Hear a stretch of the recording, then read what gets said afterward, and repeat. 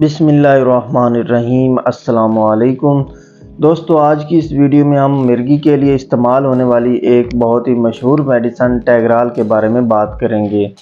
तो आज की इस वीडियो में हम देखेंगे कि टैगराल को मिर्गी के अलावा और कौन से मसलों में इस्तेमाल किया जा सकता है।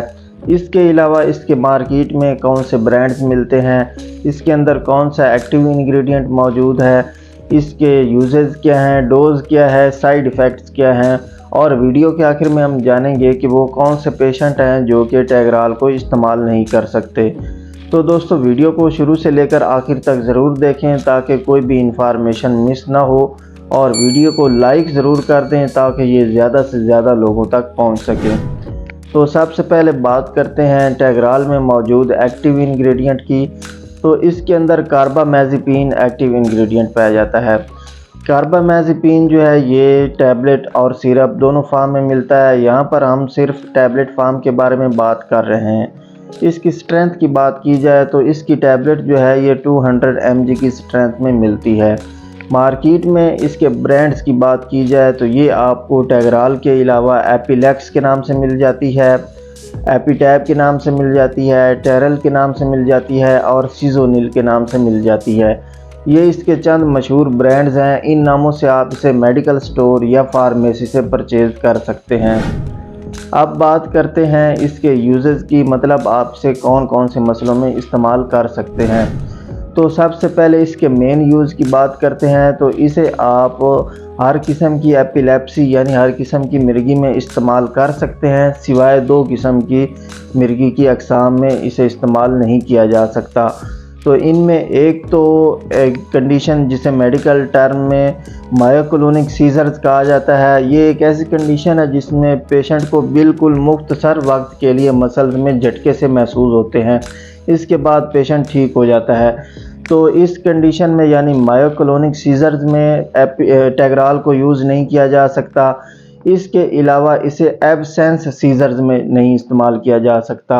एब्सेंस सीजर मिर्गी की एक ऐसी किस्म है जिसमें पेशेंट जो है थोड़ी देर के लिए अपने इर्द गिर्द से बिल्कुल बेखबर हो जाता है और कुछ देर बाद नॉर्मल हो जाता है। तो इन दोनों कंडीशंस में टैगराल को इस्तेमाल नहीं किया जा सकता। ये मिर्गी की ऐसी अक़साम है जिन पर टैगराल का कोई इफ़ेक्ट शो नहीं होता, जबकि दूसरी मिर्गी की जितनी भी अक़साम हैं उनमें टैगराल को इस्तेमाल किया जा सकता है। इसका बहुत ही अच्छा रिज़ल्ट मिला है। अब बात करते हैं इसके दूसरे यूजेस की।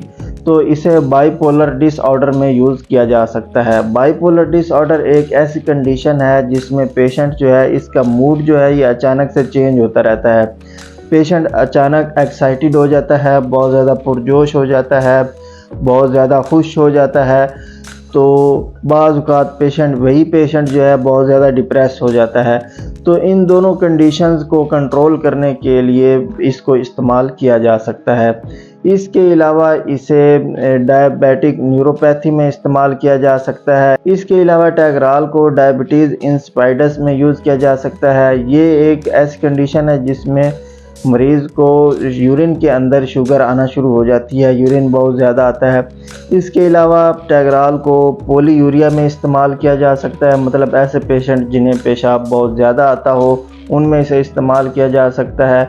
इसके अलावा टैगराल को पॉलीडिप्सिया को ट्रीट करने के लिए भी इस्तेमाल किया जा सकता है। पॉलीडिप्सिया एक ऐसी कंडीशन है जिसमें पेशेंट को प्यास बहुत ज़्यादा लगती है, तो इस कंडीशन को ट्रीट करने के लिए भी टैगराल इस्तेमाल की जा सकती है। इसके अलावा इसे अल्कोहल विथड्रॉल सिंड्रोम को ट्रीट करने के लिए भी इस्तेमाल किया जा सकता है। ऐसे पेशेंट जो कि शराब पीते हैं और शराब छोड़ना चाहते हैं, तो उनमें कुछ अलामात ज़ाहिर होती हैं जिनमें पेशेंट को सर में दर्द होता है, मसल्स में झटके से महसूस होते हैं, सीजर्स वगैरह यानी कि मिर्गी जैसी अलामात ज़ाहिर होती हैं। तो इन कंडीशंस को ट्रीट करने के लिए टैगराल इस्तेमाल की जा सकती है। इसके अलावा इसे ट्राइजेमिनल न्यूरैल्जिया को ट्रीट करने के लिए इस्तेमाल किया जाता है। ट्राइजेमिनल न्यूरैल्जिया के बारे में मैं आपको बता दूं, ये एक ऐसी कंडीशन है जिसमें पेशेंट को अचानक पेशानी की एक साइड पर दर्द महसूस होता है। बाज़ औक़ात ये जबड़ों के साथ वाली साइड पे यानी मुंह की एक साइड पर ये दर्द महसूस होता है, और ये बहुत ही सीवियर किस्म का दर्द होता है। ऐसे लगता है जैसे कि यहाँ पर करंट लगा है। तो इस तरह की कंडीशन को ट्रीट करने के लिए भी टैगराल इस्तेमाल हो सकती है। अब बात करते हैं टैगराल की डोज़ की। तो टैगराल की जो डोज़ है ये पेशेंट की कंडीशन के हिसाब से होती है। तो अडल्ट डोज़ की बात की जाए तो ये पेशेंट की कंडीशन को देखते हुए डॉक्टर 200 mg से लेकर 2000 mg पर डे तक प्रेस्क्राइब कर सकते हैं। यानी कि टोटल ये डिपेंड करता है कि पेशेंट को कौन सा मसला है और कितना सीवियर किस्म का मसला, यानी कितना ज़्यादा मसला ख़राब हो चुका है। तो इन दोनों मसलों को, एज को और पेशेंट की कंडीशन को देखते हुए डॉक्टर इसकी डोज़ को प्रेस्क्राइब करते हैं। मैक्सिमम इसकी जो डोज़ है पर डे 2000 mg तक इस्तेमाल की जा सकती है और इसे डिवाइडेड डोजेज़ में इस्तेमाल करना होता है। अब बात करते हैं इसके साइड इफ़ेक्ट्स की, मतलब इसके इस्तेमाल से कौन कौन से नुकसानात देखे गए हैं।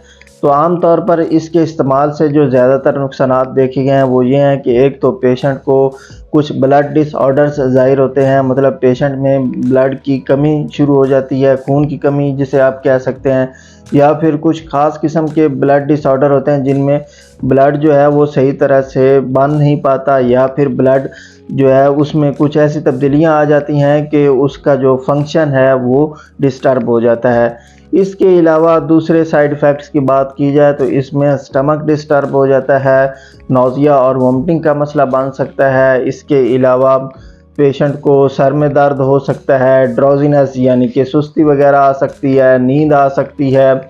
ये साइड इफ़ेक्ट आमतौर पर देखे गए हैं जो कि पेशेंट टू पेशेंट वेरी करते हैं। हर पेशेंट में सारे साइड इफ़ेक्ट्स शो नहीं होते। अब बात करते हैं इसकी कंट्रा इंडिकेशंस की, मतलब वो कौन से पेशेंट हैं जो कि टैगराल को इस्तेमाल नहीं कर सकते। एक तो ऐसे पेशेंट जिन्हें हार्ट प्रॉब्लम्स हों वो इसे इस्तेमाल नहीं कर सकते। इसके अलावा ऐसे पेशेंट जिनमें बोन मैरो का कोई मसला हो वो भी इसे इस्तेमाल नहीं कर सकते। तो फ्रेंड्स, अगर आपके माइंड में वीडियो देखते हुए कोई क्वेश्चन आया हो तो आप कमेंट सेक्शन में पूछ सकते हैं, और मज़ीद किसी दूसरी मेडिसिन या मेडिकल रिलेटेड टॉपिक के बारे में जानना चाहते हो तो उसका भी कमेंट सेक्शन में बता दें। आपके कमेंट का जवाब ज़रूर दिया जाएगा। अगली वीडियो आने तक अल्लाह हाफिज़।